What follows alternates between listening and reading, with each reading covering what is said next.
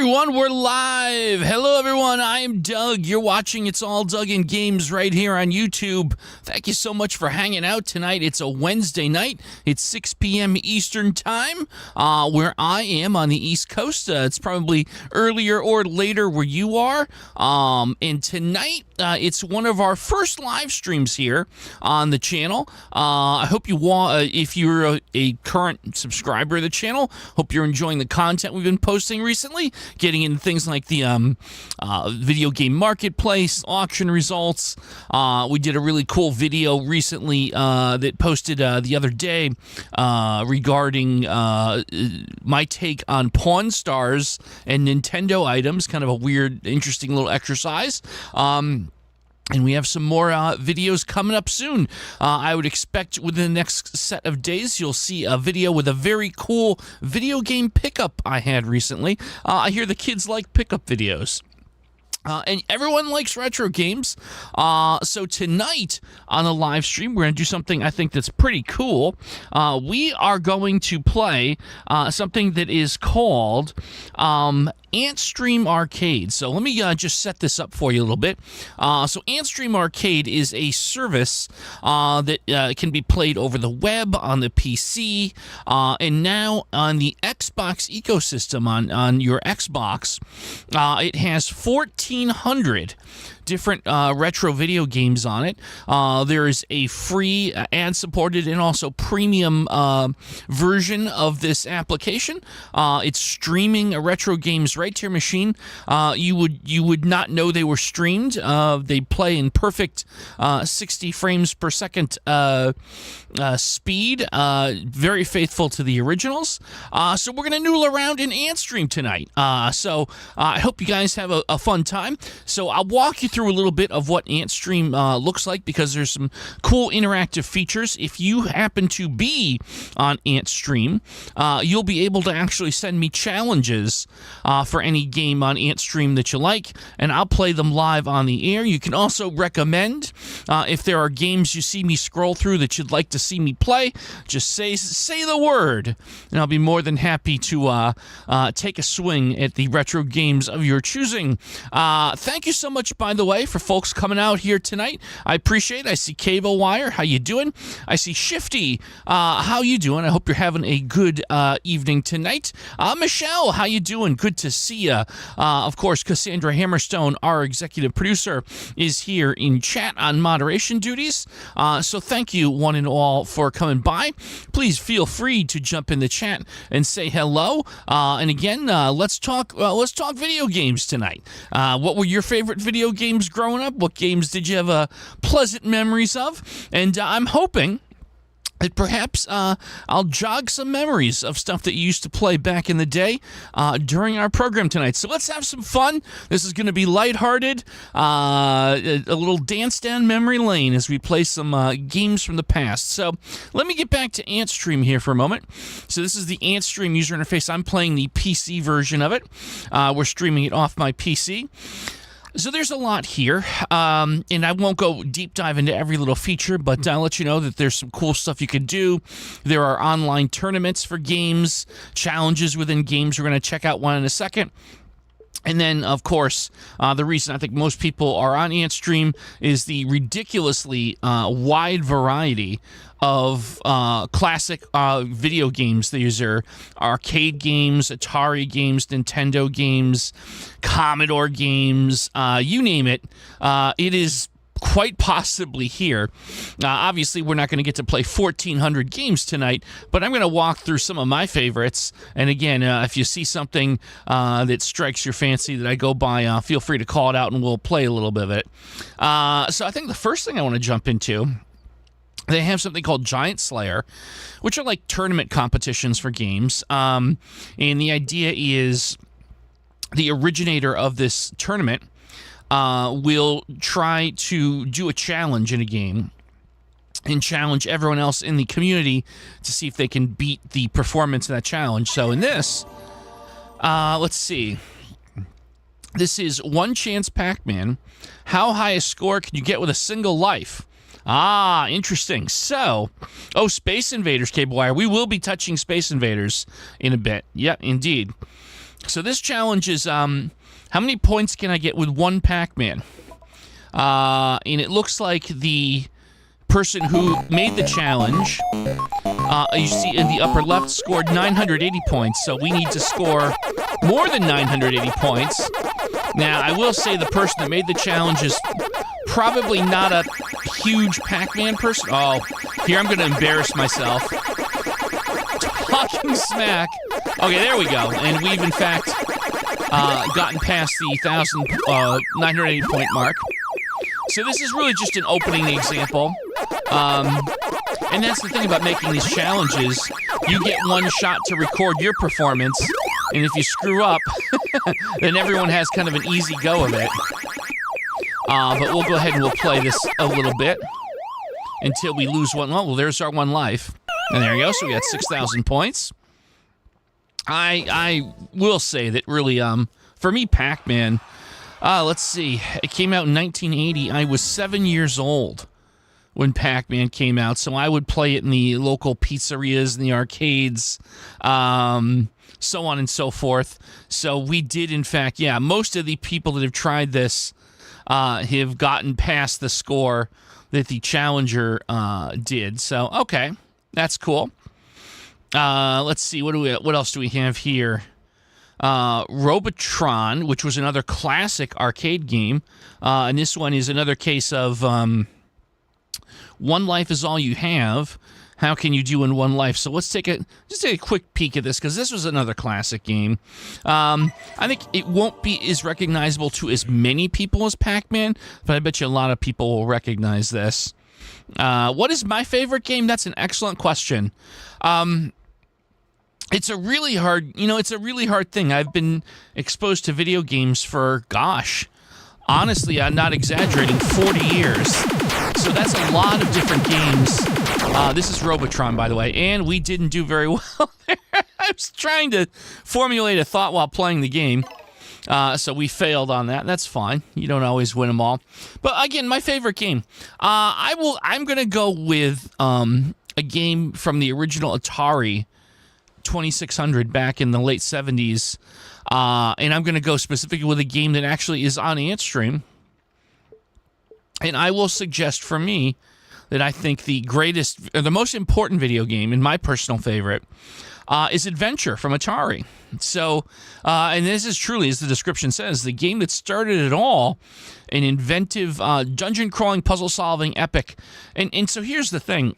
I consider this truly the father of visual adventure games. I'm not talking about like text-based games back in the the 60s and 70s. I'm talking about a true video game adventure with visual elements. I mean, when you think about it, and we'll play around in a second, pretty much any adventure game, any role-playing game that you've ever played owes some or all of its core design elements to this game.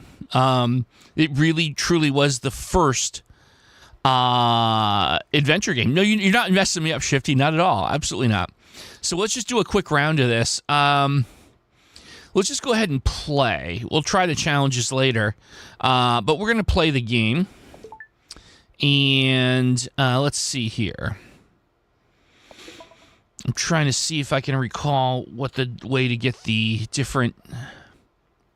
give me a second. I just got to figure out how to get the different... so there's a big 1 in the center of this, and we have to figure out how to get it to matriculate. There's 3 games you can play. Oh, hold on. We went too fast. Hold on. Settings. Hold on 1 second here. Okay, I think we just have to look at the controls here. 1 moment.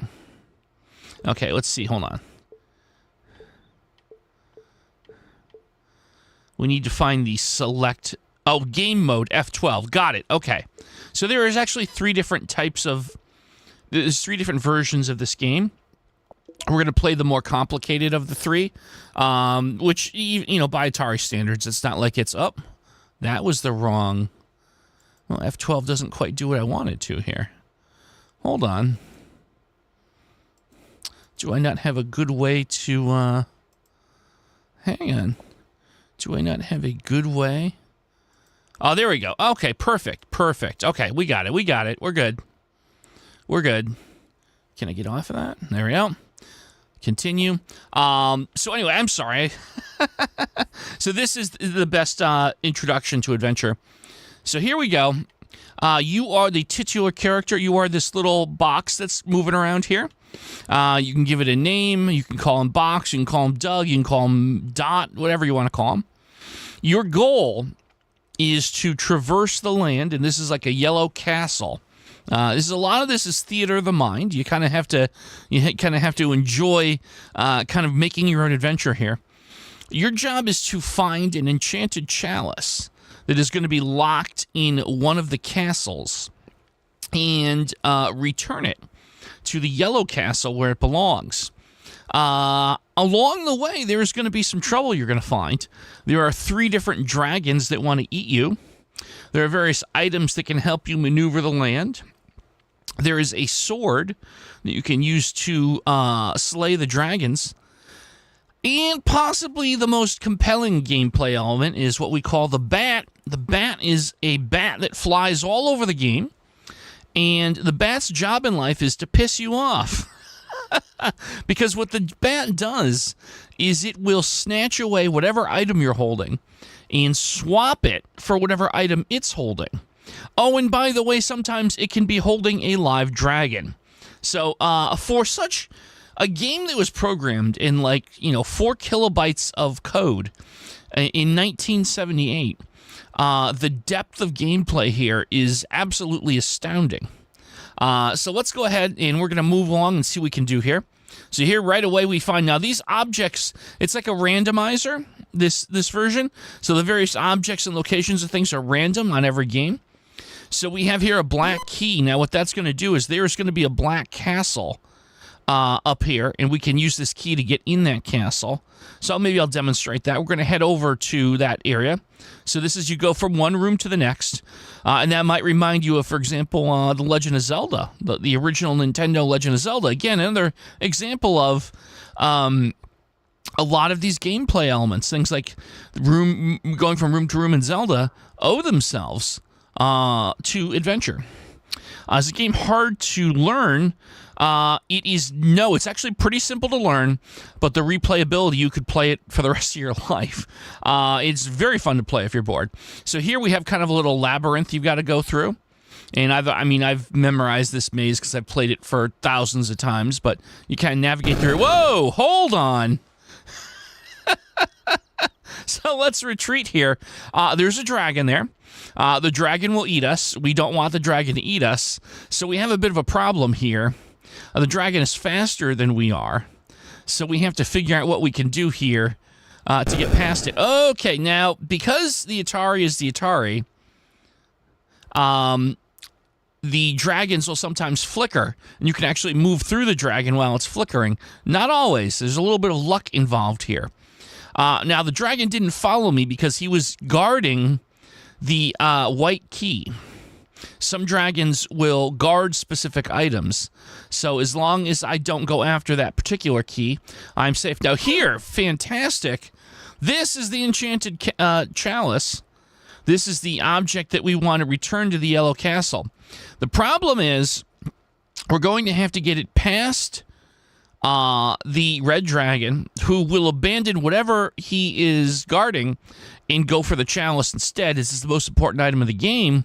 So that's going to be tricky. And if we succeed in doing that, we then have to open the yellow castle, which means we have to find a yellow key.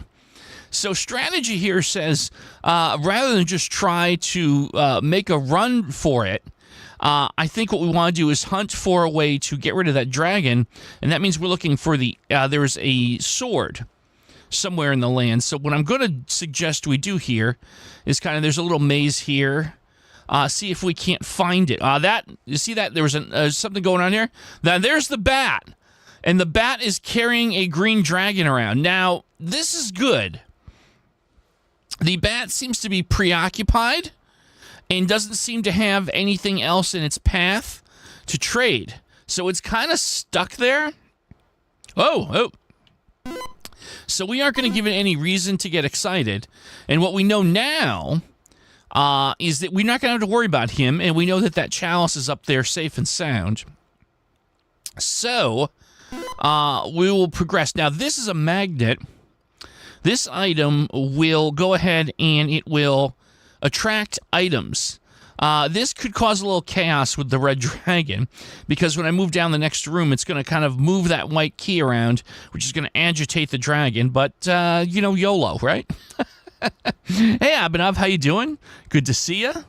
Welcome to Retro Game Night here, playing some Antstream Arcade. So let's see what happens here. So, all right, now we're going to have to move quickly. Oh, there's an angry dragon. There's a key. And, okay, now he doesn't chase me because he's more interested in protecting his key than eating me. So we'll just take a mental note. We've got a pissed off dragon there. And, again, what we're hoping to do is find this arrow, the sword, that will help me kill the dragon. Now, here we go. Here's the yellow key. So we can go ahead and use that to open the yellow castle. So there you go. And look at that. Very lucky for us. Very lucky. Inside the castle was the sword we need. Now this, if we do this correctly, we will be able to slay the red dragon and thus be able to pretty much complete the game. Because I don't know where the yellow dragon went. There is a yellow dragon as well. But I know where the red dragon is, and there we go. We got him. Okay. So he's done. He can't hurt us anymore. So we are free to go ahead and take the chalice. Like so. And we can now bring it to the yellow castle, and that will give us the victory here. How many keys are in this game? 3. There are 3 castles and 3 keys. So we kind of got very lucky in the random placement here. We got actually a very simple layout for this game. And here we go. And that's it. That's game. Once you return the castle, you are in good shape. So that was the victory. Again, the placement was very lucky. The luck of the draw that it gave us a very simple solve. I'm going to play one more because this can get chaotic when you don't get as lucky with the placement of the object. So I'm going to play one more round here. Let's start a new game. And here, this one, there was no key right there. But oh my, holy crap! We have 2 dragons with nothing better to do. Oh, I'm not in good shape here. No, this isn't going well for me. Oh, boy. Oh, boy. Oh, there's 3 dragons. All 3 oh, okay. Well, that's how you lose the game. So we went from one side of the pendulum to the other. We went from a very lucky break to you got eaten by everything at the same time immediately. And that's why this game is so brilliant. All right, so what we'll do is we'll hit the reset button. Now, if you hit a reset like this without resetting the console, you have the same placement. So we now know that we're in deep trouble, and we have 3 dragons camped out waiting to murderize us. So what I'm going to do is try and make a beeline in the other direction and see if I can't find the sword, which we're going to need to find pretty much right away. Otherwise, we're toast. Hey, KNG Cards, good to see you. Will I play Tetris? I think we do have some... I believe there is a Tetris on here, and I'll definitely get to that. So stay tuned. All right, so we're going to have a lot of dragons coming after us. So we need to find the arrow like... Oh, there it is. There's the arrow. So I have to get around this maze and figure out how to get to it. Well, no, it wasn't there. And this could be kind of a little bit of a problem here. In order to... Okay, there we go. I've managed to retrieve the arrow. And there's our first customer. There we go. We got him. All right. Oh, and look at now. So the bat traded my arrow. Traded my arrow for the white key, and now I have a red dragon that's angry coming after me here. So now, okay, so we have a bunch of items we found right here. So this item is a bridge, and what this does is it lets us go between barriers. Like, so here, if you place it between the two paths, you can cross it like so. Oh, okay, that's not good. Oh, look at that. Okay, that is a rarity.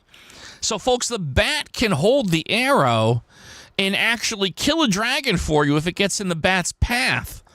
So what we just experienced was a significant bit of fortune to our benefit here. That's a very rare occurrence. And here's the key to the Black Castle. So I'm going to go ahead and grab that. It's hanging out by the magnet here. So we're down to just the red dragon, and there's the yellow key. But the problem here we have to remember is there's a bat flying around, and the bat could potentially really screw up what we're doing at any moment in time if we run across said bat. So there's the Black Castle. Now up in here, I suspect I got a feeling there it is, and there is the enchanted goblet that we need, and I have to try and remember how to get to it in this maze. Here it is, okay? So after this round, we're going to play a few things. I had a request to check out Space Invaders, and then we'll take a look at Tetris. I believe there's a Tetris on here. I can't give you a 100% guarantee, but I'm pretty certain that there is a version of Tetris on here. So we need to get this. Oh, look at that. And there was a yellow key there.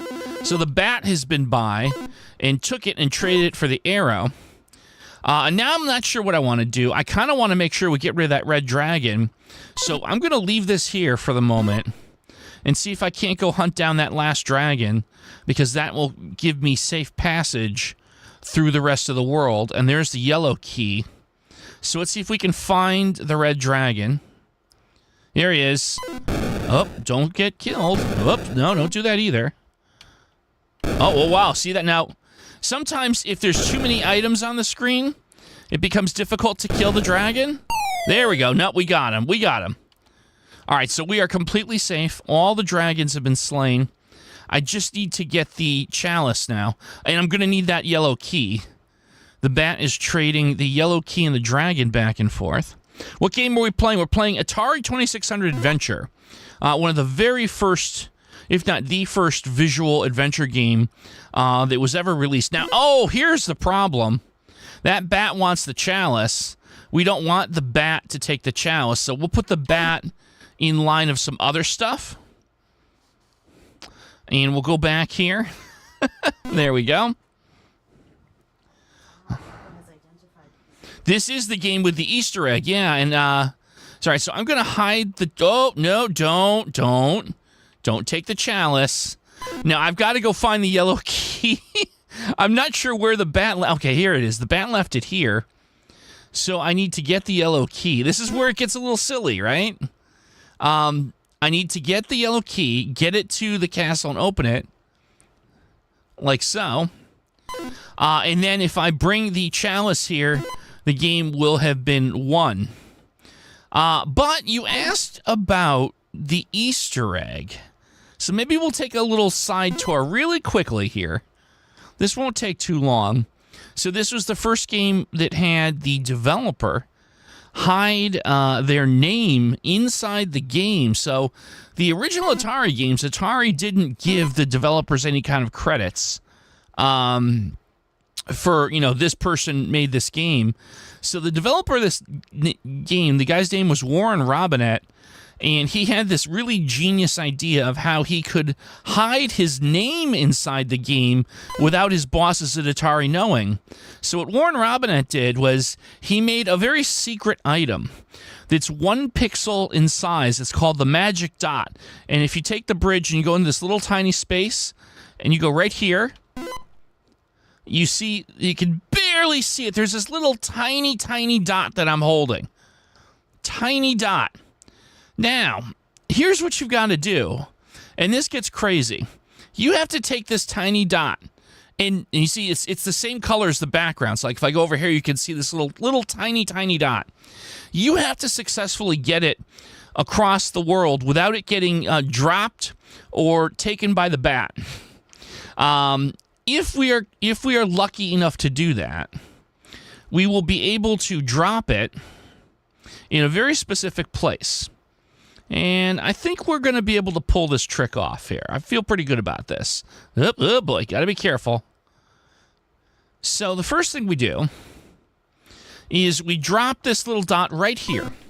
Now you see there's like barricades that are typically here, but when there's enough items in a room and you have the magic dot here, you are able to go through this barricade, and on the other side of this barricade, where players are not supposed to go, you get a secret room with the name of the developer of the game, Warren Robinett. Now, this secret room, Warren Robinett never told his bosses at Atari. This game shipped out to the public with this there, and someone who bought the game found it and wrote a letter to Atari describing what they found, and Atari was shocked. But here's the thing, they already made 1 million cartridges and sold them. There was no putting that genie back in the bottle. In 1978, you couldn't update the game. This was out there, for better or worse, so they left it in, realizing they were kind of outsmarted, and there you go. This is the very first video game Easter egg. A little piece of history there. It is referenced in the movie Ready Player One. That's absolutely correct. Yes, absolutely correct. Nico asking, what was your favorite arcade space game? I would probably say Galaga, and we'll take a look at that one a little bit later on in this stream as well. I'm going to go with Galaga. So anyhow, that's the Easter egg, and now, since we've vanquished all the dragons, it is safe for us to bring the chalice home, and there you go. So that is Atari Adventure, ladies and gentlemen. Hope you enjoyed that little walk down memory lane. There you go.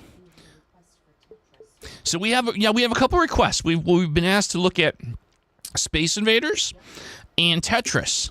So I will do those in order. Again, I really hope you enjoyed that. So Space Invaders. Let me see. Here we go. Right here is Space Invaders. This is the original arcade Space Invaders. This came out even early, 1978. It has the information here. Whoops, hold on. Let me get back to that. And of course, there's some challenges you can play. How many points can you score with one life? And of course, you can just play the standard game. You know what? Let's try the how many points can you score with one life challenge. I played this a little bit earlier before going on the air. I am the 1,521st best Space Invader. Someone was able to score 9,950 points with one life. I can't promise you we're going to do that, but we'll do our best to score some points here. Let's see here. Hold on. Cancel. What can we do here? Oh, I think we're just good. Yeah, we're doing this a solo challenge. Just see how we can. There we go. All right, so we're gonna do some Space Invaders here. We see how many points we can score with one life, and this is the original Space Invaders with that ominous soundtrack. I remember the sound was just like kind of it messed with your head, like this eerie, spooky sounds. There are a lot of different strategies that people have with Space Invaders. I kind of like to take well, that wasn't very good. That didn't go well. Let's do this. Let's play the regular version of Space Invaders, so we get 3 lives, huh? Let's try that. The traditional Space Invaders. There we go. This is the attract screen. And we'll play around with Space Invaders here. Pac-Man. We'll play some Pac-Man too. Yep, absolutely. Yeah, like I said, for me, this was all about the ominous sound effects. And there's like a UFO that comes out every so often that you can shoot at for bonus points. It's very difficult to get. So the strategy there is to kind of like create a column here in the enemy forces that gives you an opportunity to maybe shoot at this. Now, as you can see, oh, there we go. There's the UFO. See if I can get it. No, I'm not gonna get it. As you kill more invaders, the remaining ones go faster and faster, and obviously they get lower and lower to the ground. If any of them land, so to speak, your game is over. So you must shoot all of them before they touch down. And obviously, the closer they get, I'm not gonna be able to get him. The faster their shots hit you, so you have to be very careful about that. And it goes faster and faster too. Oh, I forgot. We're not playing one life. I have 2 more lives here. Okay, hold on. Oh, I'm not doing good here. That's a distraction, the UFO. It throws you off your game. That's what it was meant to do, of course. Can we pick them off from the side? Ah! Now, the other problem is you don't get, like, any safe time when you get a new guy. You could just, like, turbo lose all of your guys at once. Oh, that wasn't good. Nope. There we go. All right, 820 points. That's actually, in my humble opinion, not terribly bad. There you go. It's the original Space Invaders, and there were a lot of sequels to Space Invaders, and a lot of them are actually on the Antstream platform. So we may at some point go and look at some of the other ones as well. Whoops, that's not where I want it to be. Let me get back here. All right, gonna go back here. And let's go back here.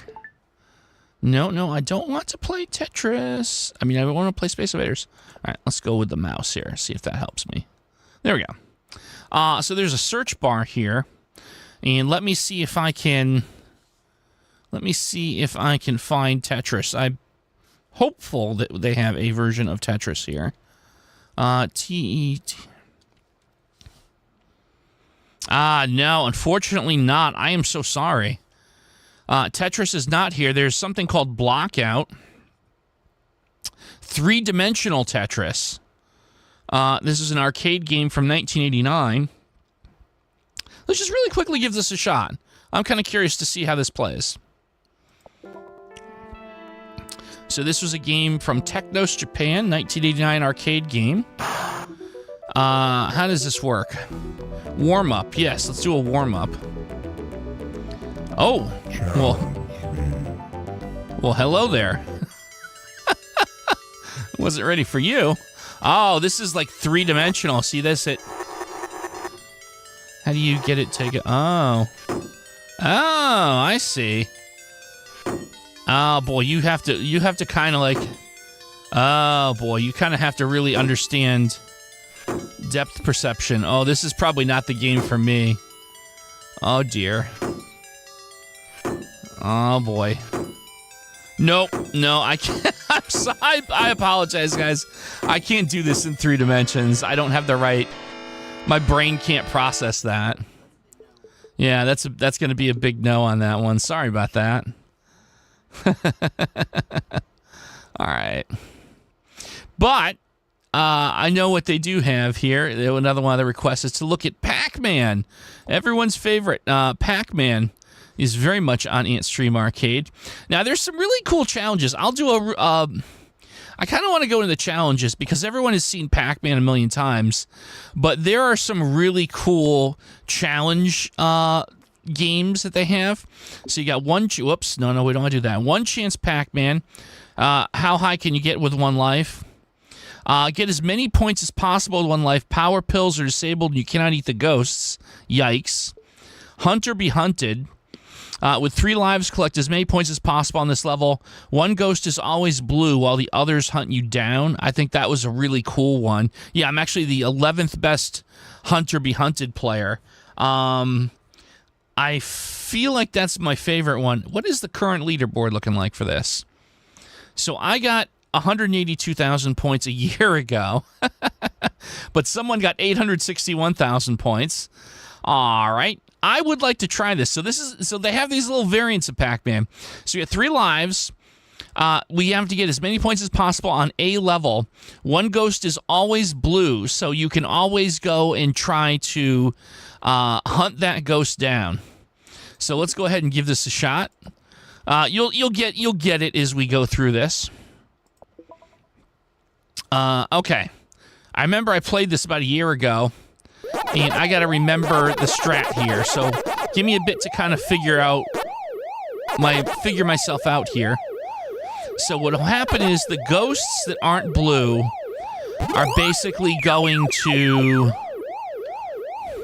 retreat to a corner, and the other ghosts, or one or the other ghosts will... Yeah. I see what's happening here. So you want to, as quickly as possible, get the blue ghost, because if you do it quickly enough, you will get more points. And there we go. And I like that, when they go and just immediately happens, by luck of the draw, to be the... Whoops. Whoa, no, that's not good. So once you get the hang of this little challenge, it's a cute little variant of Pac-Man.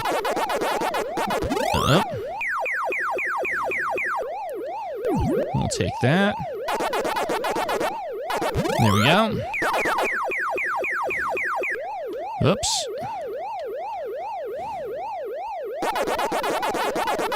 There we go. And you get him right away. There we go. And you get him right away. Oh, did I get an extra guy? No, I don't think I did. There we go. So someone got 800,000 points, so they basically got a couple hundred baddies in a row, like 500 of them, right? It's 1,600 a pop. All I can say to that is wow. Whoop! Oh, no. I got cut off. Hide and seek in Pac-Man. If you can do it, I'll try it next. I'm not sure what that rule set is, but we'll take a look. There we go. I'm down to my last life here. Just a quick demo of this, which I think these are cool things that add a lot to the game.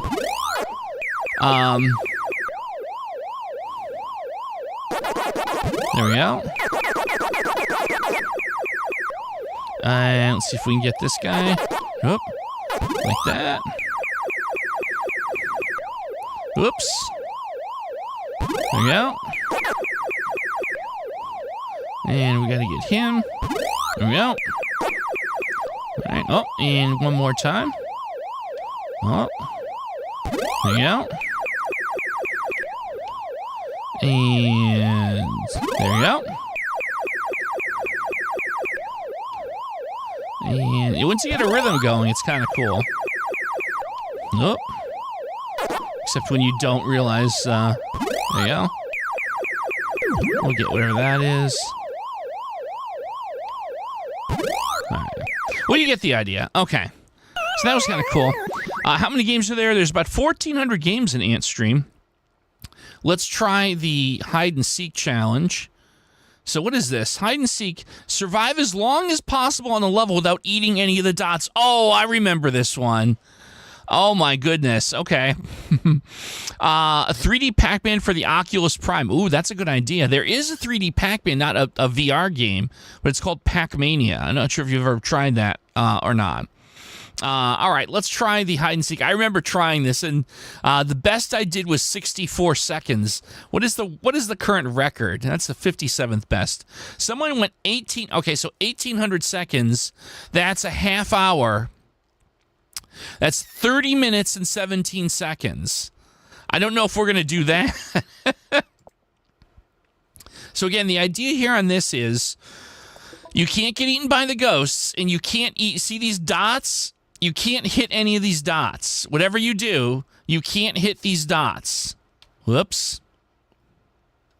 So you have to see how long can you go without... Oh, boy. No, I can't. I have to go. I have to... Oh. There we go. There we go. There we go. There we go. Can I kind of hide out in the tunnel here? No. 25 seconds. I made it... seconds. Well, all right. I mean, we'll do one more. One more. I feel like I've brought great shame upon my community. Let's see if I can beat 25 seconds. There has to... I feel like there's probably some sort of strategy here. The fact that that dot is right there is kind of like clearly with intent to make this... that you can't just kind of goof around. Can I do one of these?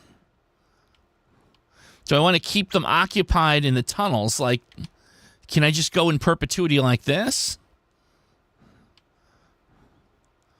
Oh, don't get caught down here.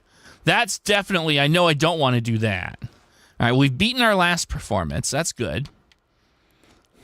I'm wondering if that's the idea here, is to play the tunnel game like this? To just constantly, is this the cheese? Do you just do this? Oh, whoa, no, can't do that. Oh, boy, oh, yep, no, that wasn't good. 49 seconds. All right, I'll take it. Hey, Stan, it's 6:39 a.m. for me now. Wow, good morning. Let's see. So you're 12 hours apart. Let's see. Where geographically would you be? Not sure. But again, good morning to you. Okay. So that's that. Let's see here. Oh, I'm gonna pick one a game of my choosing. Who remembers, or does anyone remember the game Marble Madness? This was an arcade game from Atari. One of my personal favorites. I'm not any good at it, but this is a fabulously fun game, and the soundtrack is just outstanding. And I know I've got the sound cranked pretty good. You should be able to hear the sounds on the games pretty well. So we're going to play a round of Marble Madness here. I'm usually good to get to 2, maybe 3 levels of this. And as you can imagine, the idea of Marble Madness is you are a marble, and you need to get to the bottom of the maze. That's all you got to do is roll your marble down to the finish line. Sounds deceptively easy. So this is kind of like the beginner level. You just take your marble, and you roll it down to the end. Now, this game had a trackball in the arcades. I'm doing it with a gamepad, so the controls are a little wonky, but that's kind of like any port that's not using a trackball is going to be a little tricky. So there you go. We got these little evil slinkies. And we fell off the thing. There's unlimited lives. All you're really trying to do is survive and get to the end before the clock runs down to 0. You can take 1,000 marbles if you need to. Although I suspect you probably wouldn't be able to get there in time if you took 1,000 deaths. There we go. And this is going to be a little tricky part here. Oh, there we go. We got it. Nice. Boxing? All right, I'll try boxing. Oh.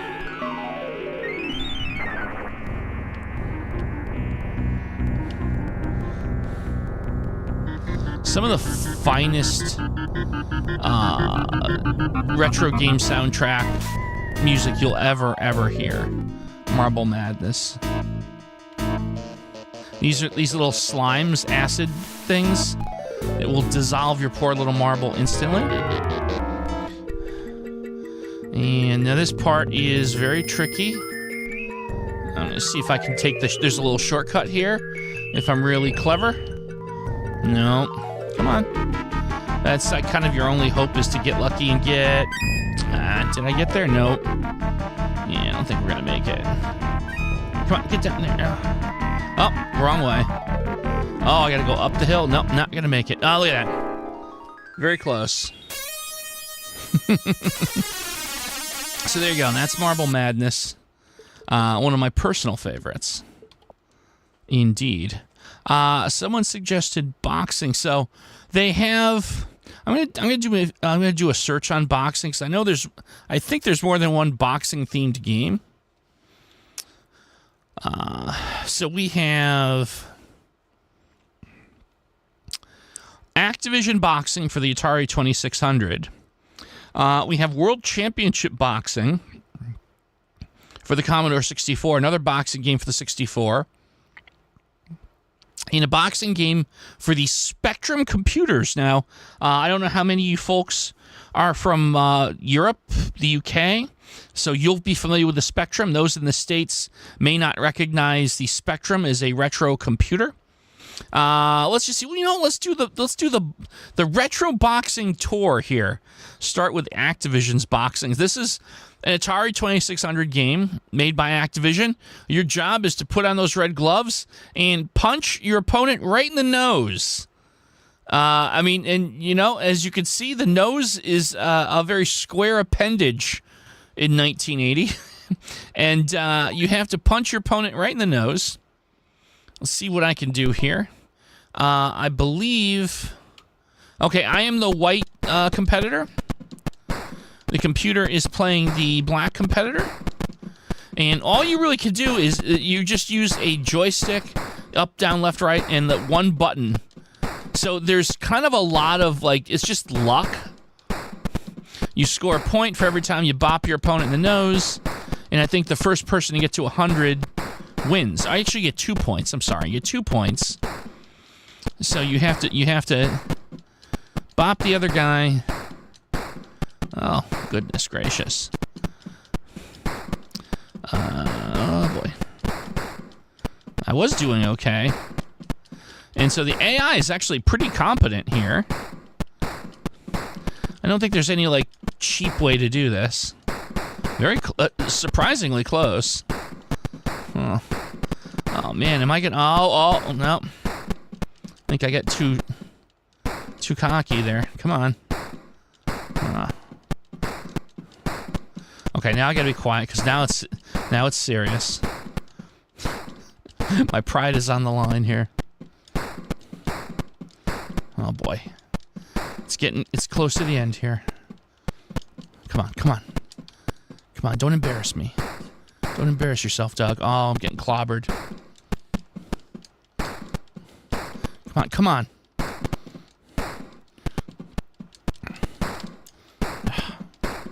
Oh, damn it. Ah!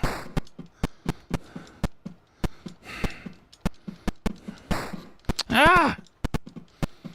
Choking at the end here. No!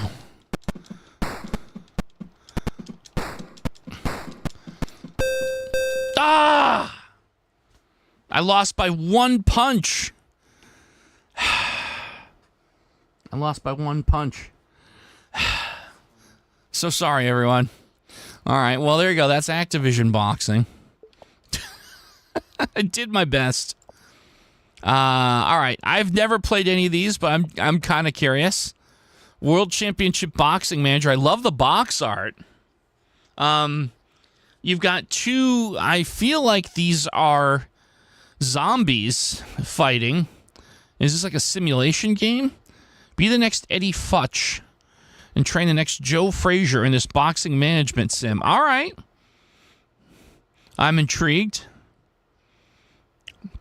I've never played. There's 1,400 games in here. I've never played this. So we're trying this. This is completely random. I guess my boxer needs a name. So I'm open to suggestions on what I should name my boxer. I have a few ideas. I'm going to go here.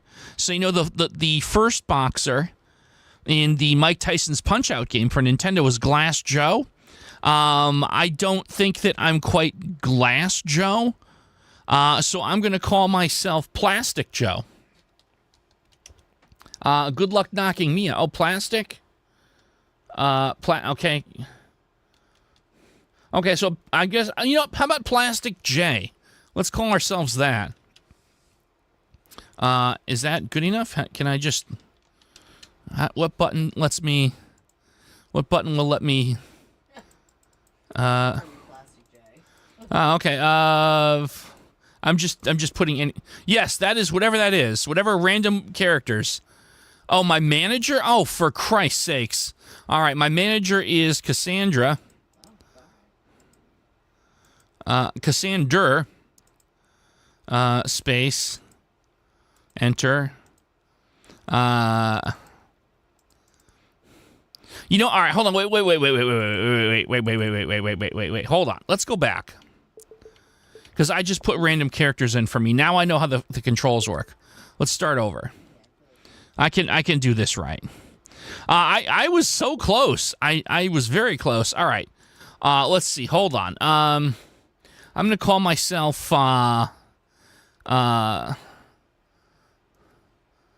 Plastic. Okay, so here, let's do this. I think if you hit enter, Plastic Joe. I'm gonna call myself Plastic Joe. That is correct.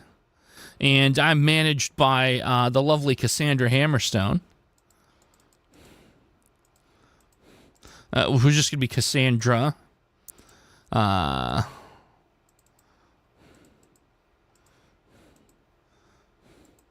Hammerstone. Cassandra Hammerstone. Number of fights. Oh, just one. We're not going to be here all night doing this. All right, let's just go. Can we just go? Can we just say, fine? No. Oh, no. I don't want to change the contract. Can we say no? No. I don't want to change my contract. How do we do this? Oh, for Christ's sakes. We may not play this game if I can't figure out the user interface. I don't want to change it. I'm hitting all the buttons to see if I can say no. Oh, that's frustrating. This is deeply frustrating. I'm going to be honest with you.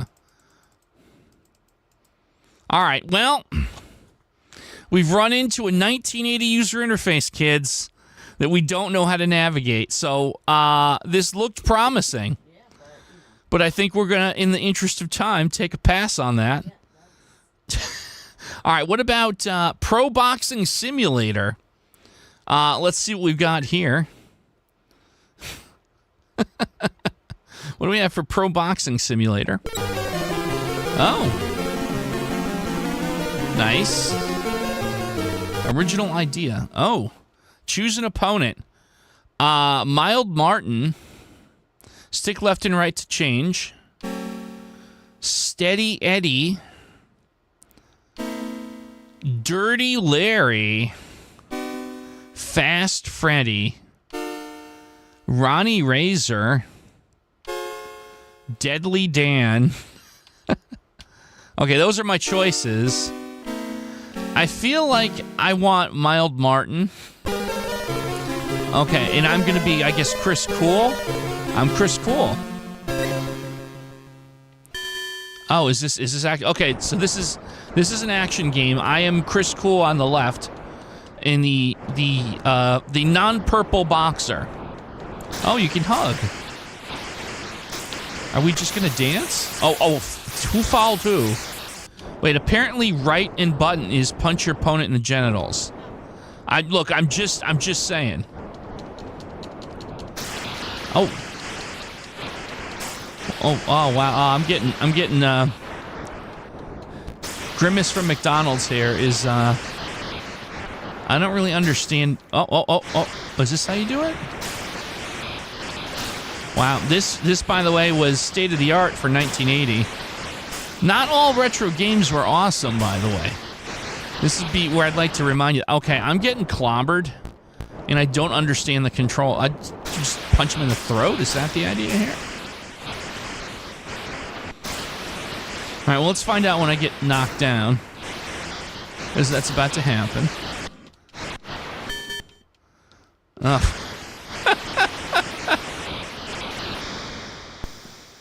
All right. Well, yeah, okay. I get it. All right, well, finally, Rocco is the name of this game. Lay out your opponents in the sweat-drenched boxing experience. Okay. Oh, look at all these controls. Oh, yeah, no, that's not happening. Keyboard. Sure. Write your initials. We're just going to do AAA here. I think. Yes. Can we just... Oh, there we go. Oh, what's going on here? Oh, wow. So this is like a Nintendo Punch-Out, but I don't know any of the controls are just like doing things on their own. Yeah. All right, I think I'm going to take a pass on that. All right, well, okay. We had a chance to check those out. That's fine, that's fine. All right, move along here. Oh, there is one thing I do want to see. I'm just kind of curious if they have... Well, here's what I'm going to do. I'm going to look up by manufacturer Taito games. Taito had a lot of great arcade games. Look at all these games from Taito that we do have that are amazing games. These are... That was the exception to the rule, the ones that weren't quite great. But these are some fantastic games. I'm going to go through a couple of these. So I'm going to start with Alpine Ski. This was an old school game, like 1980, I want to say. 82, okay. And this was just a guilty pleasure in the arcades for me when I was a kid. And it's very simple. You ski, right? But it's soothing. It's fun. And I put many a quarter in Alpine Ski. The music and the sound effects are pretty wild, too. So here we go. So here we're going up the lift, and we're going to do some skiing here. So that's me. I'm a skier. And you kind of just go left and right. And you could use the button to kind of, like, move faster. Now, you see where there's numbers? There's your targets where if you can go between... If you go between these two items, you get... Well, that wasn't going between them. That was barreling right into the tree. But you get points for going through the obstacles. Here, we'll try this. There you go. So you get 100 points there, 200 points there. You get the idea. So you have a few different ways you can attack this. You could say, I want to kind of go as quickly as possible to see if I can finish the level, or I want to take some chances and score points. And as you can see, the ones with the larger point values are definitely more difficult to get to. So I'm going to see if I can't finish this level. We may or may not be able to. And there's other skiers that are, let's put it this way, considerably inconsiderate. And I like and there's another skier just kind of hanging out there. And we're looking good here. I think you get 500 points here. All right. Oops, up. Don't want to go too fast. We have 1 minute left in the timer to get down this mountain. Oh, there we go. We got the first level.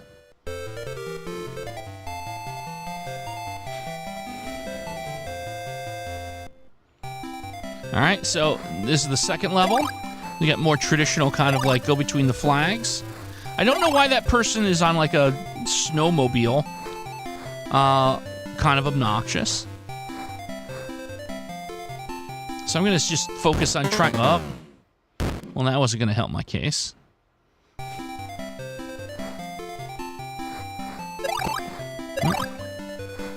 Okay.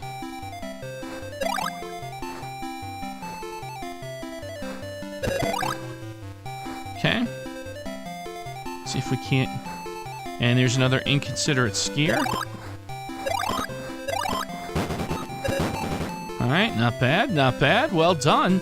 I only have 12 seconds left, though. That doesn't fare well for us. Don't think we're getting to the end here. We'll see how far we can get. Nope. And there we go. That's Alpine Ski. Definitely an old favorite of mine. So going back to Taito, I can tell you that I suppose if you asked, given the set of Taito games in front of us, what's your favorite? If it's not Space Invaders, it's almost certainly going to be the venerable Bubble Bobble. This is probably one of the great arcade games of all time. Most people will recognize this.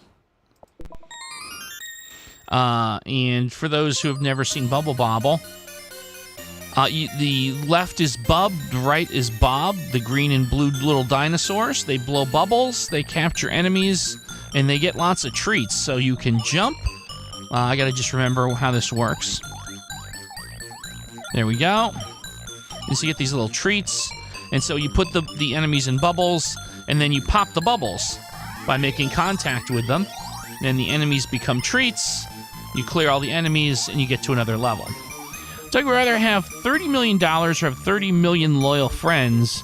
If anyone knows the best answer, don't tell them. Well, I don't know if there's a best answer.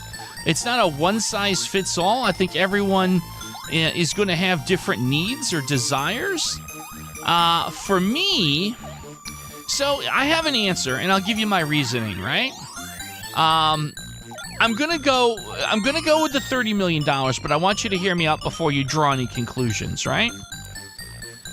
If you had 30 million loyal friends, I'll make the case, do you really have 30 million loyal friends? Because a loyal friend is someone that you are going to interact with personally on some sort of regular basis. And no matter how much time or how efficiently you can use your time, if you had 30 million friends, you would never have time to spend time with more than a few of them.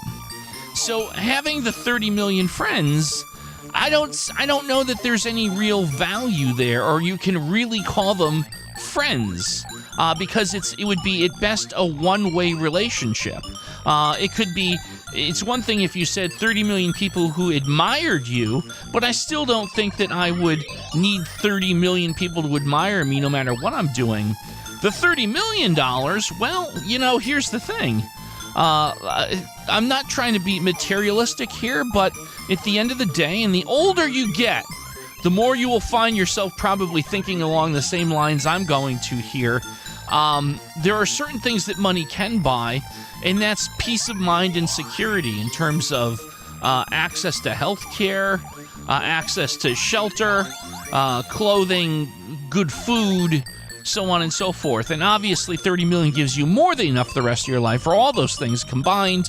With plenty left over, would I use that leftover to buy yachts and luxury items? Not likely. I think what I would do is I would invest that. Not like just in stocks and bonds, but I would go and I would pursue, all the various kind of like, ooh, there we go. We got a giant watermelon thing there.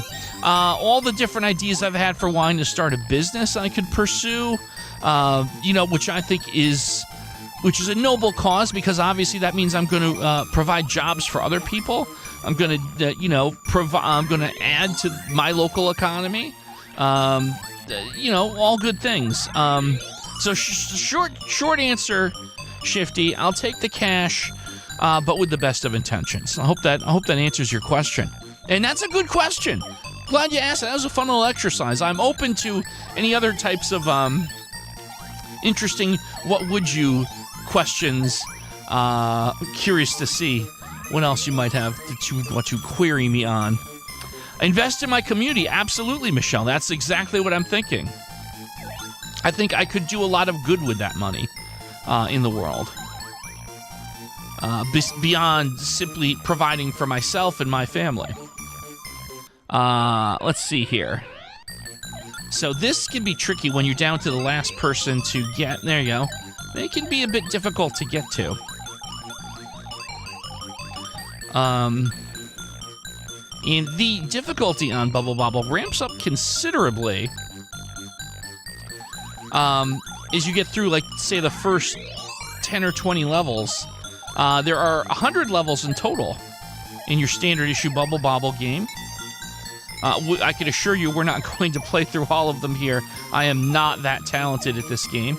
And the later levels are nigh impossible to do. This is one of those games where you can continue as many times as you want, which of course meant pumping endless amounts of quarters in this game. This game made many, many, many millions of dollars for Taito and for the operators who put this game out. This game filled the coin buckets, let me tell you. So these bubbles make little, like, waterfalls, which is cool. Takes care of the bad guys for you. And you gotta watch out for these little floaty shark thingies here. They can be difficult. Okay, we got, strawberries everywhere. There are a lot of really weird mystery items, too, that randomly come up in this. I could ask all of them for $1, then you could have 30 million because they're loyal and they would give it to you. I mean, I guess you're right. I understand the idea there. I'm not. You know what? Here's the thing. I'm going to be honest with you here. I'll give you a little. We'll pull the curtain back. I'm never good at asking people for things. And I know as a content creator, you're supposed to be a lot more comfortable with the calls to action, to ask your audience to click a like and subscribe, or to join your premium page, or your OnlyFans, or your Cameo, or your Cameo. Wait, what would happen if you went on Cameo and you searched for me? I'm just curious on that. That's just an interesting thought. I've never been good at that, and I know I need to get better at that, because I'll never be a successful content creator if I'm afraid, or if I'm too shy to ask the audience to help me out. But we'll see. But I guess the point being there, that I wouldn't be good at that strat, if you will. The ask 30 million people for $1 a piece. It wouldn't suit me. Okay, so we have a couple of these guys got loose here, and that's gonna be not great for us. And I've got a bad pattern here, so that's also not great. Now I can get stuck here, which is about to oh no, it's not gonna happen. All right. If you don't get things done in time here, you get a visit from... Oh, well, you get a visit from the Grim Reaper is what you get. Oh, there we go. I think we got this. Baron von Blubba, I believe, is the name of the end boss in this game that shows up if you take too much time, and he's invincible. So that's not great. Oh, look, it's the romantic level. Oh, that's just adorable. And I think there's gonna be like a key item inside that heart. Oh yeah, look at that. I gotta like really take chances here to get this, don't I? All right. Nope.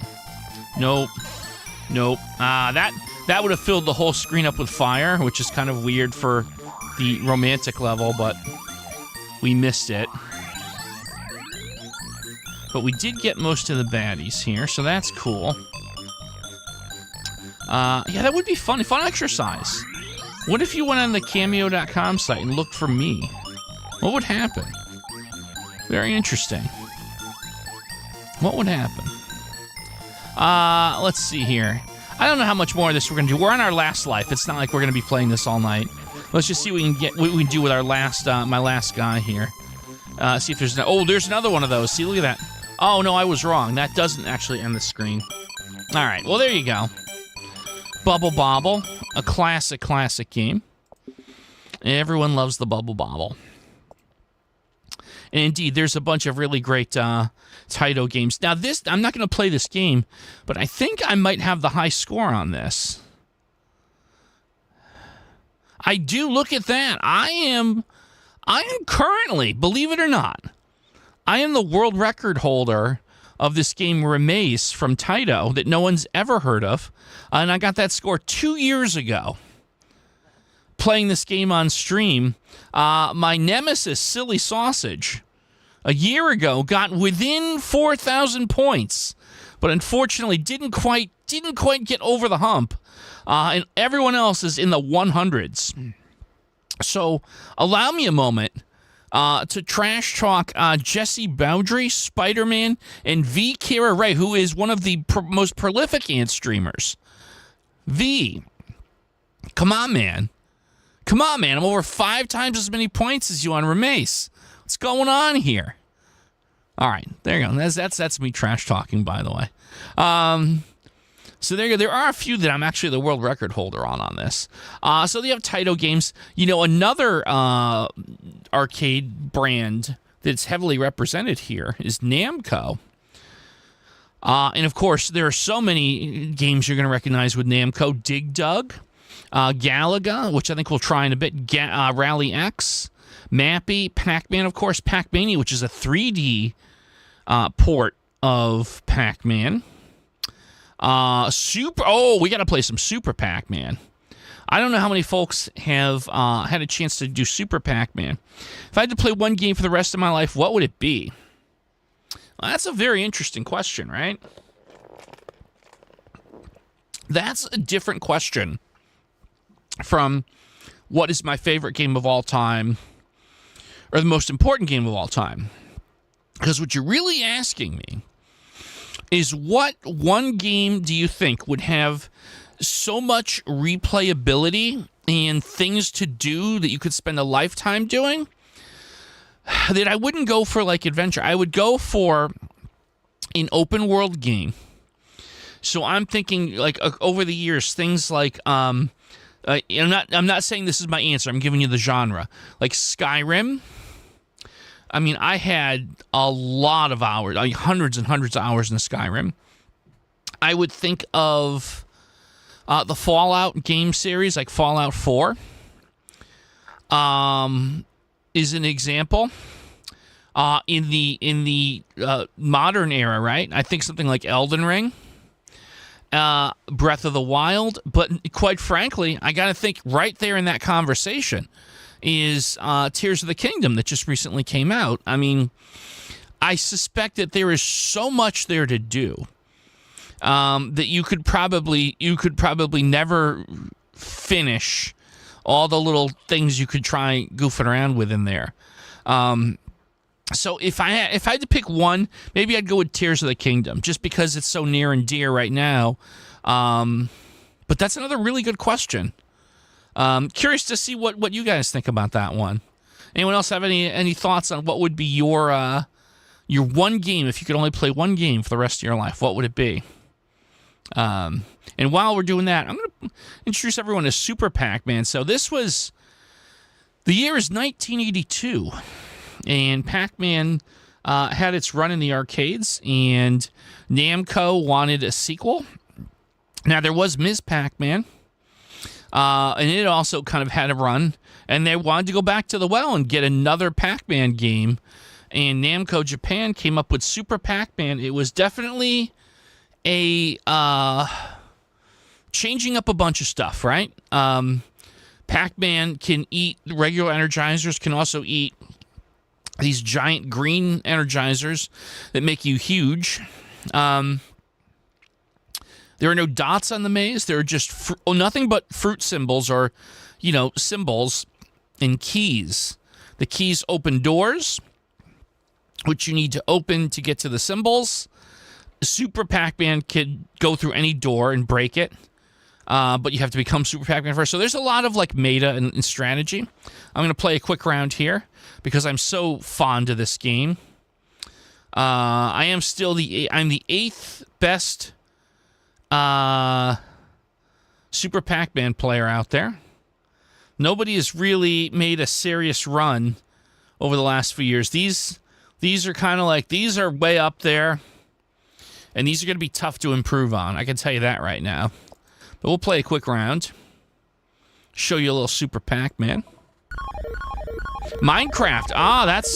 That's an outstanding example. Nico, I didn't even think about that. Very good call. Because it's not only open world, but what you can do is basically unlimited. All right, so I'm Super Pac-Man, so I can actually do two things. I can go fast, and I can break through all the little gates. Now, there's these little bonus symbols here, and if you hit them when they match, you get a huge bonus and a cool sound effect. So this is the first round of Pac-Man is pretty straightforward. As you get through, when you eat those big green dots, the amount of time that you get to spend as Super Pac-Man goes down. So the ability to just breeze through the levels only applies to the first few of them. Oops.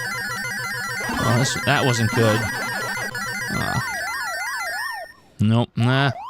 We goofed. We goofed, folks. We goofed. Alright, we're gonna go over here. We're gonna have to improvise a little here. We need to get to that green dot. Or this Energizer, that'll suffice too. Yeah, we made a little bit of a boo-boo here. There we go. There we go. So now we get to the first intermission here. Then we get to a bonus round.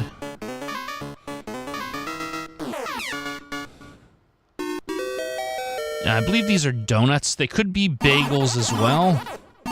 It's unclear. So this is just a bonus round. There are no enemies here. You just see how fast you can navigate your way through this maze. Clear it out. Oh, there we go. And you get an extra Super Pac-Man at 30,000 points. Top 10 favorite movies. Oh, I'm not a movie guy.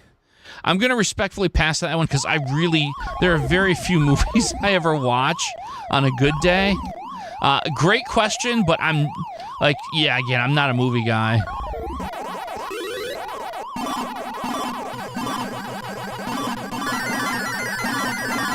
Let's see what we got here. No, can't get these to match. You got to have luck to do that. And there we go. There's the hamburger level. Now, we're gonna get to a point soon where we can't do this little trick anymore, and we're going to have to really improvise. This little thing where we kind of... I keep making a mistake here.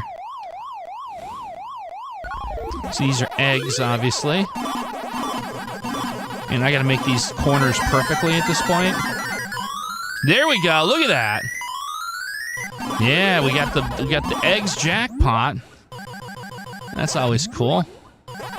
And I think we got our fried eggs. Hey, Kaleidoscope, how you doing? Good to see you. Waka, waka, waka. And it's time for corn. It's corn!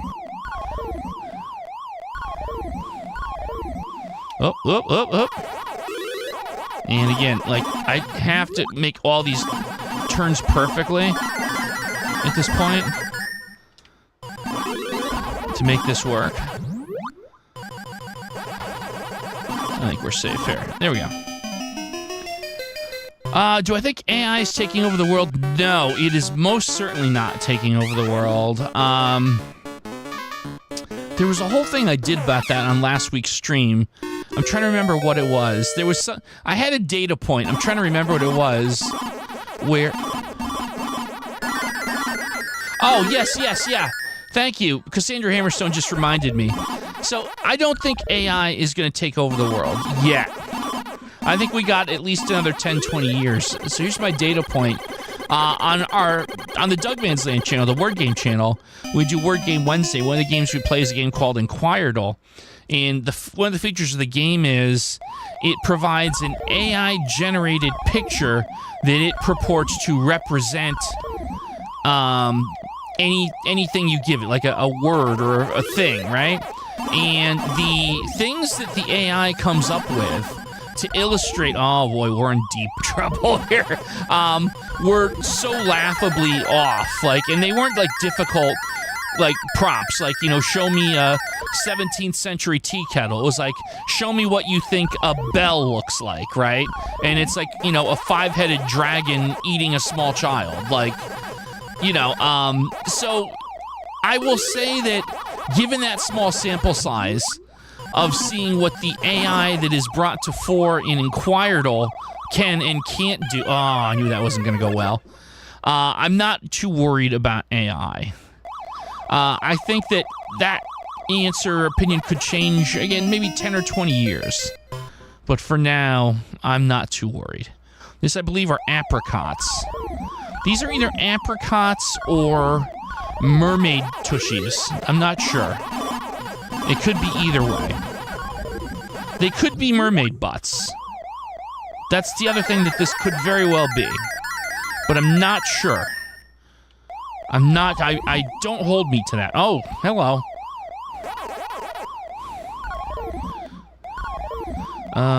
Okay, can we do a sneaky like that? There we go. Oh, that orange guy. Okay, don't go there because you get stuck in a gate. We don't want that. Can I sneak up here? Yes, I can. Now I have the tunnel is open. I can do one of these. Oh, don't do that. There we go. Okay.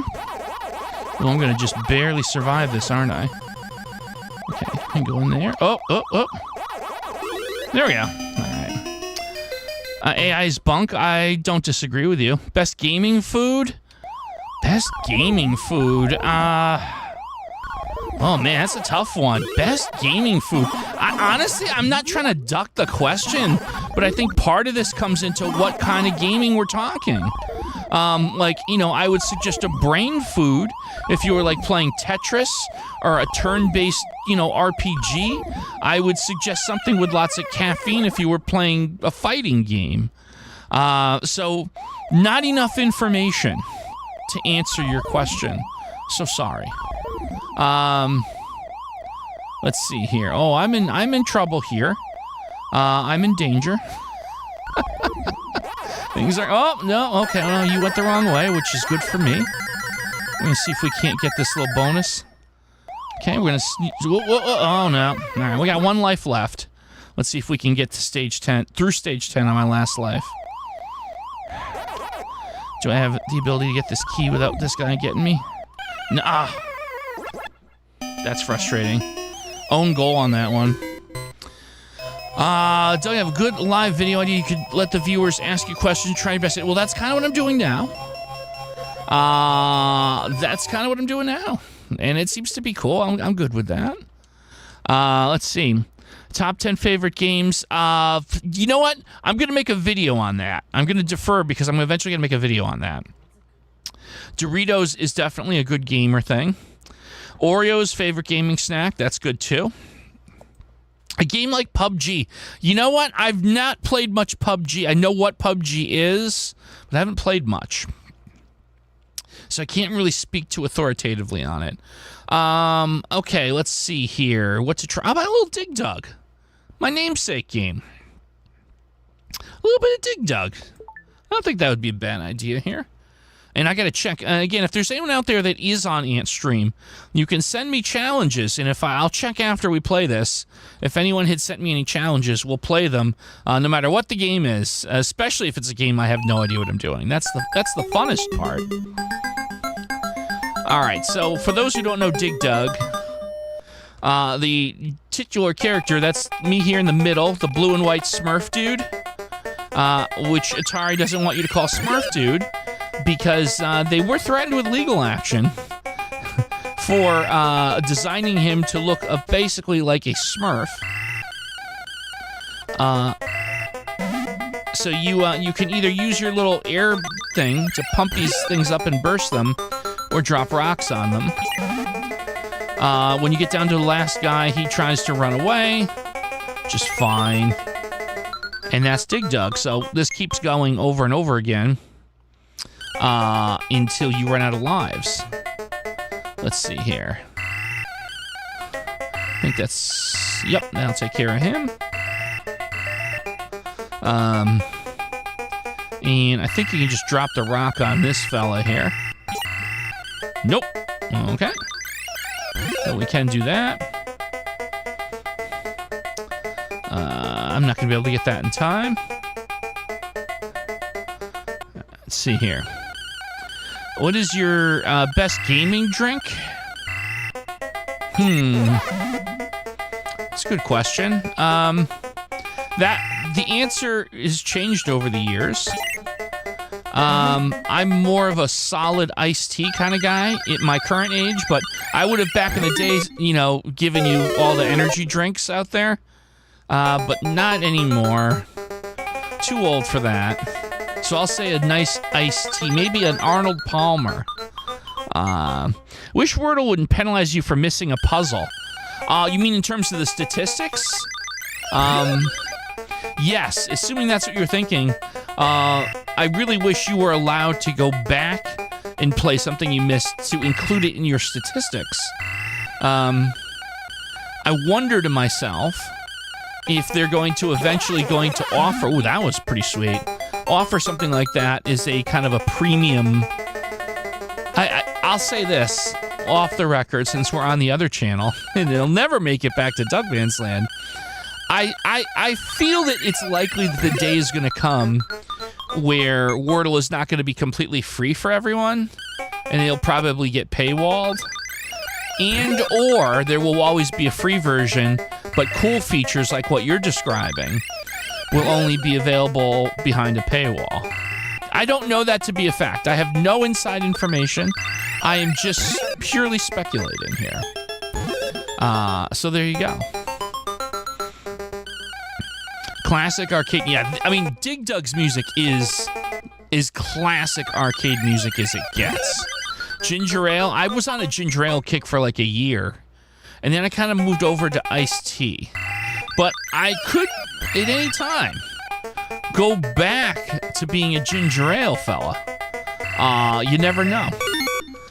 Keep tabs on my social media where I'll keep everyone up to date. Like, I need reasons. You see, here's the thing. Like, I'm only half joking, right? Like, I can never think of good reasons to tweet. And I know as a content creator, I'm supposed to be tweeting all the time. But sometimes I struggle with what to tweet. And so part of that is because I have no interest in being what I like to call a reaction person or a shit stirrer. So when you take away riling people up over social issues or politics or sports, what else can you tweet that anyone's going to care about, right? It's when you think about it, it's quite challenging. If I want to,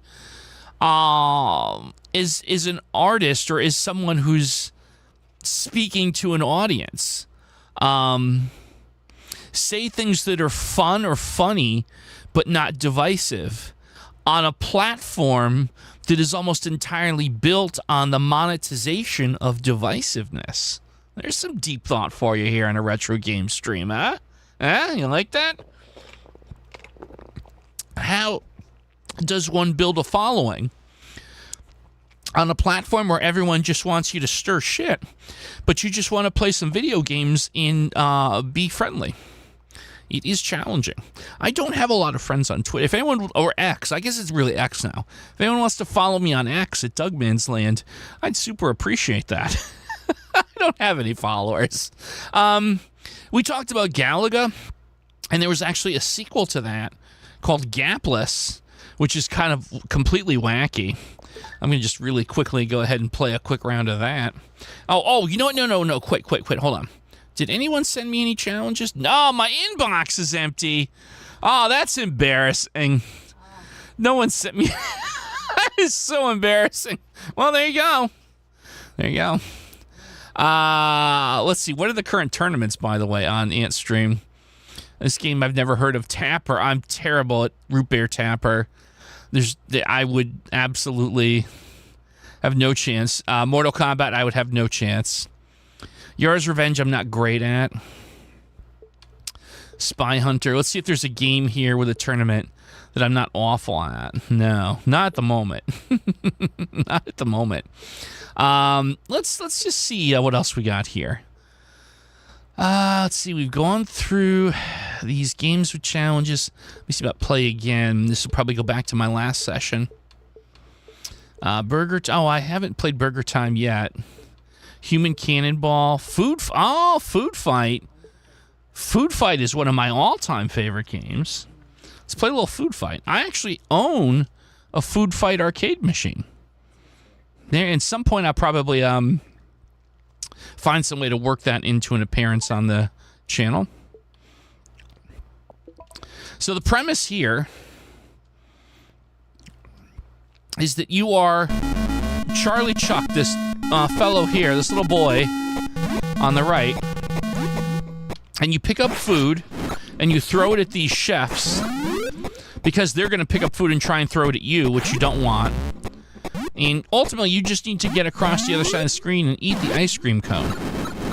So you are a diabetic child who was raised poorly, with absolutely no dietary discipline whatsoever, and you will in fact choose violence to get ice cream at all times. That's basically Food Fight.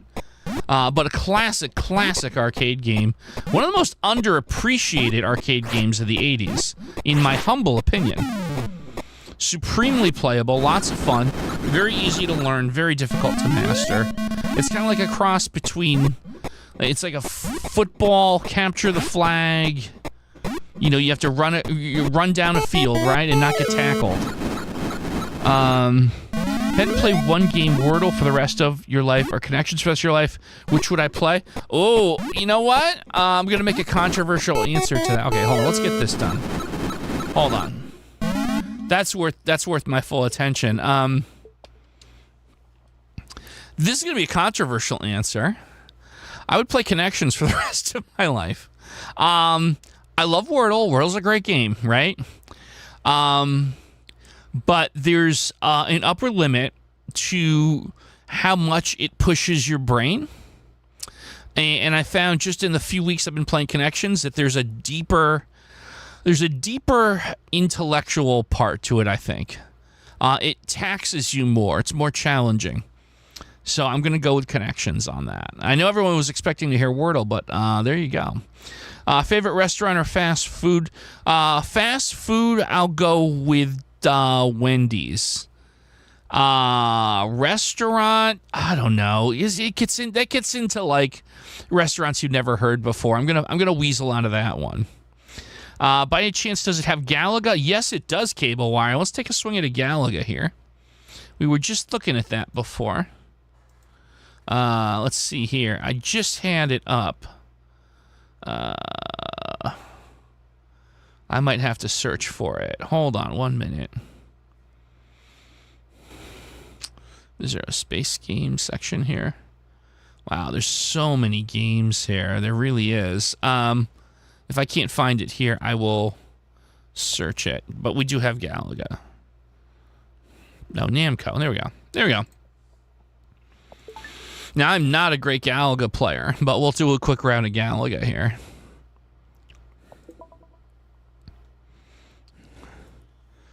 So here we go. This is the classic. You know, this is like the next evolutionary step past your Space Invaders, right? Because you've got the enemies come into the screen in formation. There are different classes of enemies, and they do things like kind of the captain ship will shoot a tractor beam and capture your ship, and then you have to free it, which gives you the reward of being able to shoot a double bullets. Oh, that guy didn't do it. I thought he was going to try and capture me. Here we go. This guy's going to try and capture me. So we're going to allow that to happen. So now I have to shoot this ship down. But you have to be careful because you can inadvertently shoot your ship down instead. And then you've, like, basically lost a guy. And you never got the benefit of freeing them. So you have to be very careful. Again, okay, we successfully did it. We've saved our ship. And so the reward here is get to fire 2 bullets at once for until one of these 2 guys gets hit by an enemy. Hopefully I can get through this whole level without that happening, because the 3rd level is a bonus stage, and in the bonus stage you will have a much, much better chance of success if you in fact have the double ship. So I'm going to attempt to not get hit here. Come on. Oh, come on! Nope, no such luck. Alright. So now we have to do the challenging stage with the single shot. So you try and shoot as many enemies as you can. You only get 1 pass for each of them. This is where you kind of need the second one. So we'll see if we can't get a few of these. You get a bonus if you get the entire group of them. Oh, got it. Okay, so there you go. Nope. That's it. Okay. Space Invaders. Yeah, we actually played Space Invaders earlier in the stream. Yep. Alright, let's see what we got here.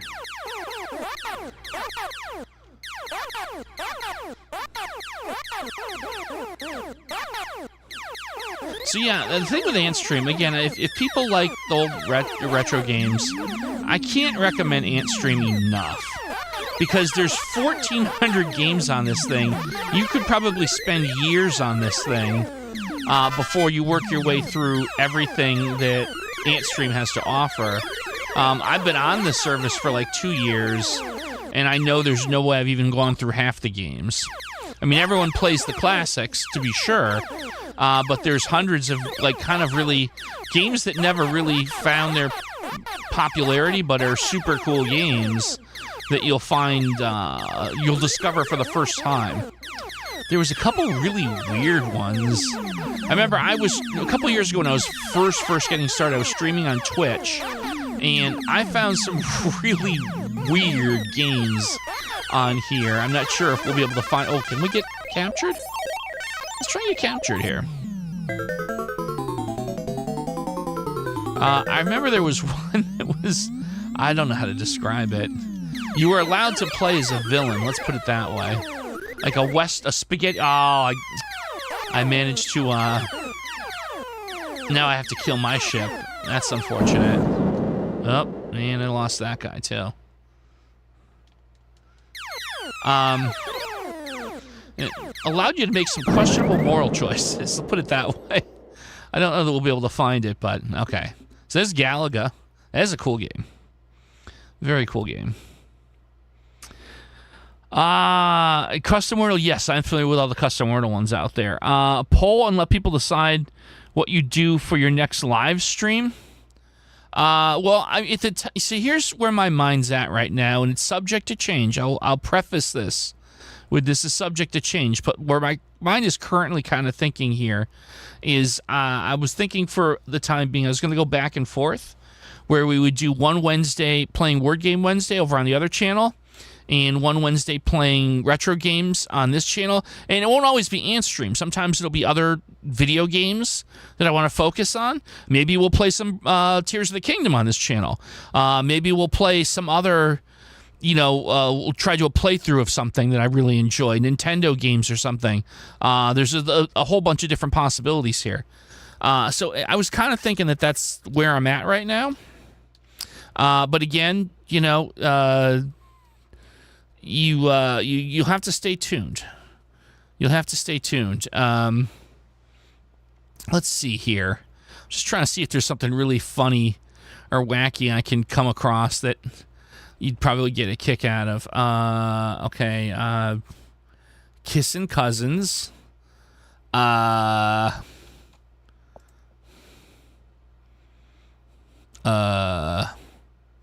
Avoid various obstacles such as kangaroos, planes, and slugs in this tricky platformer.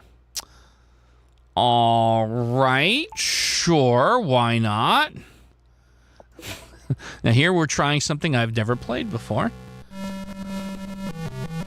All right, I'm this... Oh, okay. Okay, so I can jump. Oh, wow, you can't touch anything.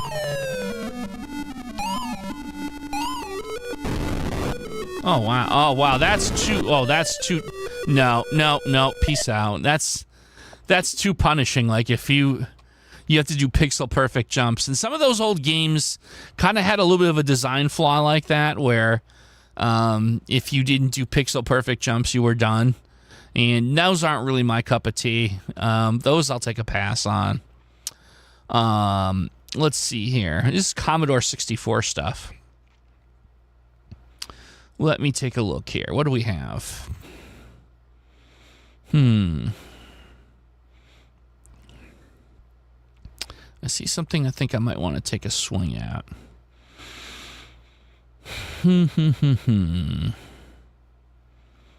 There's a few different things that are kind of cool. Let's see. Micro Ball, Monster Munch. It's kind of a Pac-Man clone.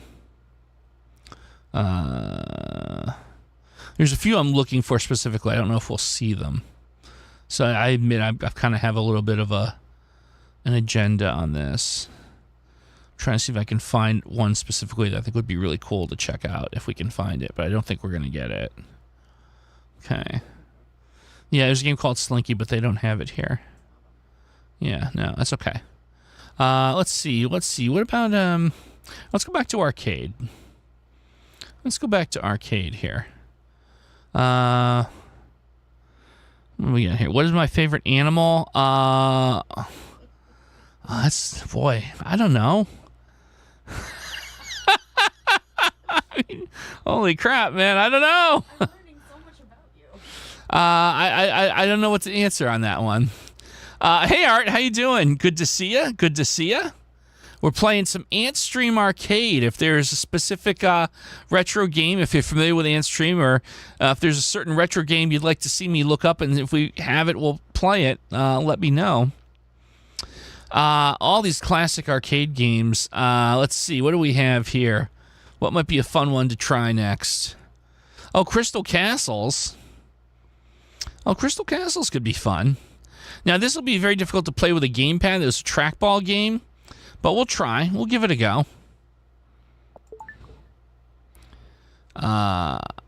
This was a unique trackball game. You are Bentley Bear here. I'm the little bear. And you simply have to pick up all the gems. And that's basically it. Now, there are obviously enemies here who also want the gems. And if they get them before you, the level will still end, but you don't get a bonus. You get a bonus if you get the last gem. Oh, Kicks, Q-I-X. I will check to see if we have that. If we have Kicks, I will play it.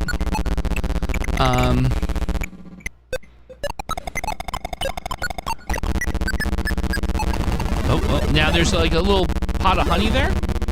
And if you eat it, those bees, instead of going for the honey, will go straight for you.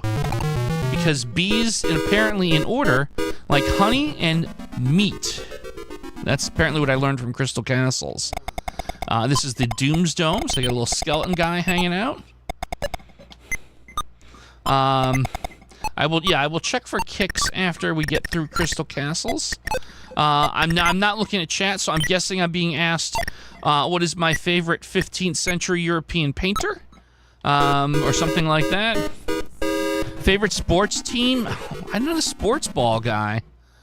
And there's nothing I can answer that isn't going to delight some and irritate others. So by its nature, what's your favorite sports team is a very divisive, argument-inducing question. So I will say my answer to that is I stopped caring about sports when the XFL went out of business. That's my official answer. Oh, this is going to be bad. So you eat that. You go after the, ooh, there we go. You go after the, there we go. Oh, what gems did we not get? Oh, there's one right here. Oh, I'm actually doing better than I thought I would here. I don't usually make it this far on a gamepad. All right, so we have the hidden ramp level. Now, there's a warp here, but I can't do it without a trackball. But there's a way to, like, advance through the game fast. But we won't be doing that. I don't know how to describe the enemies in this game beyond, again, carnivorous bees, an evil witch, and these, like, green PVC tubing monsters. All of whom, by the way, are cannot hurt you if you're wearing that magic hat that they're guarding and camping on, like real pieces of work. How about that? We'll call them pieces of work. Oh, I'm running out of hat time. Okay, there we go. I already answered the question. I don't like sports. That's my. I mean, you can keep asking, but the answer's not going to change. Favorite sports video game? Okay, that's fair. I'm going to go with, it's a tie. It is a tie. It is a tie between two hockey games. It's a tie between two hockey games on the original Nintendo Entertainment System, the NES Ice Hockey and Blades of Steel. The hockey game, the Konami hockey game for the NES also. Both of them, even if you are not a hockey person, are amazingly cool games to play. And great games to play with a friend, either in partners or as a opponents. If I had to invent something, what would it be and why? Oh boy, that's one where I could get philosophical on you. If I was inventing... So, you have to get into motivation. If I was inventing purely out of self-interest and greed, I would invent a time travel device and go back to the year 2008 and buy Bitcoin when they were 1 penny a piece. If I'm looking at it through purely altruistic lens, I would invent something like cold fusion to solve the world's energy needs. So it depends. Am I being selfish, or am I being what's the word I'm looking for here? Trying to help everyone, I guess. So that's Crystal Castles. Oh, Kicks was the request out there. I don't know if we have Kicks. Let's find out. That's a good question. No, we do not, unfortunately, have Kicks. I am so sorry. That's too bad. I wish we did. But apparently we do not. I missed Word Game Wednesday. Well, we are going to do it again next Wednesday. So I will say that. We are going to be back next Wednesday with an episode of Word Game Wednesday. Let's see. What other arcade games might be interesting to check out? Let's see. There's Double Dragon. Gauntlet.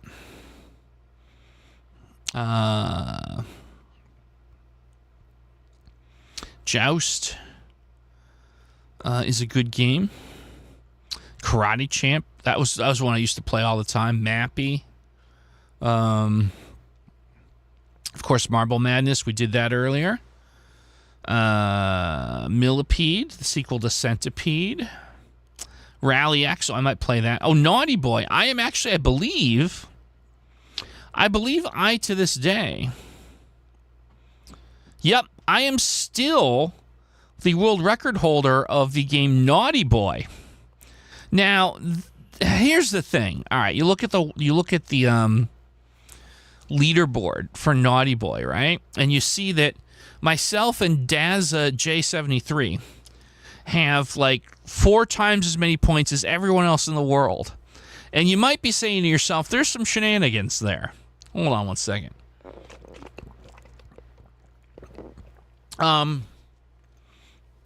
Indeed there is. So what I found this actually on stream, live on stream on Twitch. I found a bug in this game that lets you run up the score like crazy, and I perfected it, and the other gentleman, Daza, had watched my stream and practiced the same bug. And so the reason why it's going to be very difficult to beat my score, even if you know the trick, is this game does what's called a rollover. And what that means is if you score 1,000,000 points, the score rolls over to 0.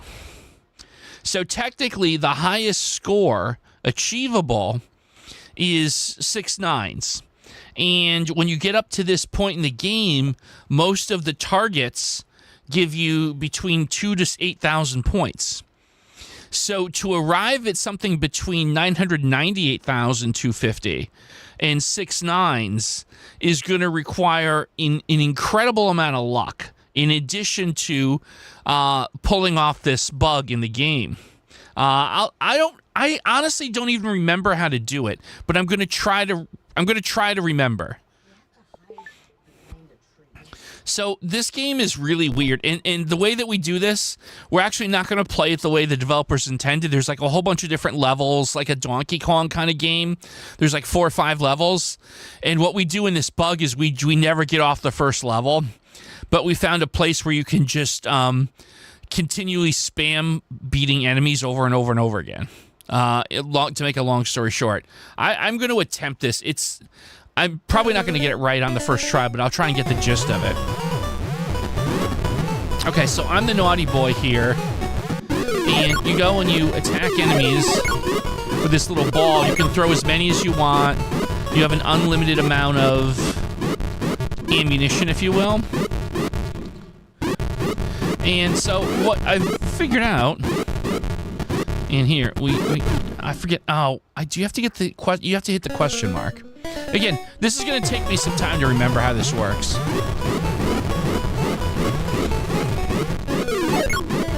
But you're supposed to go all over this maze, kill all the enemies.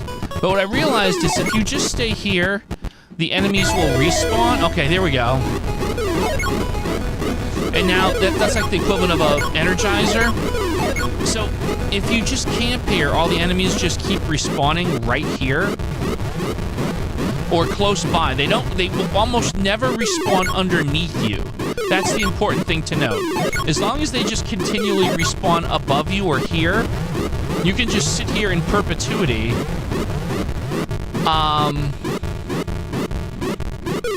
And kill enemies. Like, okay, they will rarely do what this guy's doing, in which case I have to like maneuver, and I think that's because I wasn't in the right spot. You have to be like, you have to be in a very specific spot for this to work.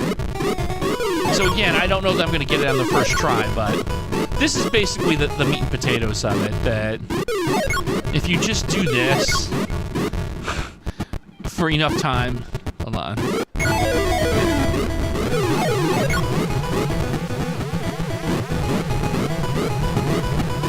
I don't know why I can't get that delicious watermelon.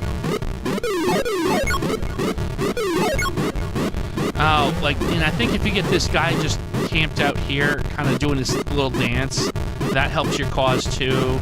And it has to do with how many enemies can be on the screen at the same time. Hold on.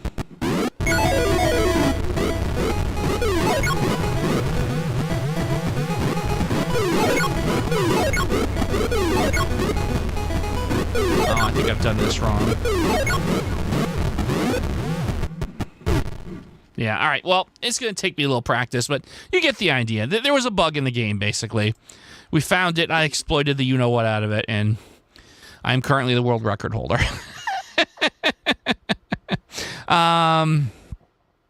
Let's see here. Take your time, Shifty. Enjoy. We're going to wrap up, yeah, probably not too long from now. If I beat my record, that would be pretty epic. It would be like there are some game like speedrunners that have been playing the same game for years on Twitch, trying to get these tiny little incremental improvements, and it's like, you know, I could be that guy, but I don't really want to. There's like so many other things I want to do. I think I'll be comfy with what I've got so far here. I think I can live with that. Let's put it that way. Let's see. Let's see if we can find one last game to play tonight, because we're starting to get towards time. We got about 7 minutes left. What would be a fun one? What would be a fun little game to noodle around in here? Let's see. Trying to think. Oh, maybe a little Burger Time. I played Burger Time off stream before we get started. Do a little Burger Time. I want the OG Burger Time. There you go, the arcade Burger Time. I think pretty much everyone would recognize Burger Time. So you are the chef here. I forget what the chef's name in Burger Time is. But you are the chef, and your job is to make food items, make sandwiches, by running them over with your feet, your dirty, stinky feet. Oh, man. So there you go. And so you make these giant sandwiches. You try not to get killed by the freakishly large, life-sized hot dogs and pickles and eggs. You have pepper that you can use to stun these beasts if you are in a jam. And that's basically it. If you get these little bonus items, it gives you extra pepper. There you go, some nice pepper ice cream. Yum, yum, yum. And we want to try and Oh, wow, we killed all the enemies in one shot there. Pretty impressive.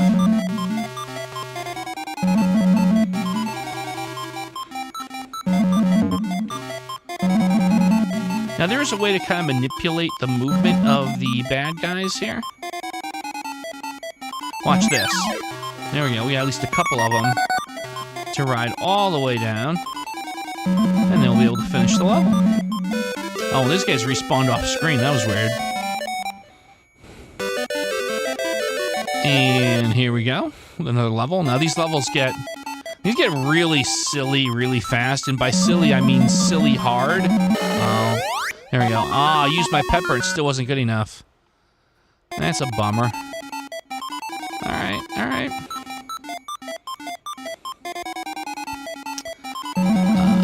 Okay, cool. There we go. And up here. Okay, cool, cool. Oh. Oh. Oh, that egg was just a plump egg. A Rubenesque egg. It got me. It got me. Now, I know where rub and end mean. I'm not sure about the spa one. I've always wondered what happens if you put the chef over the spa. Does he teleport to a spa?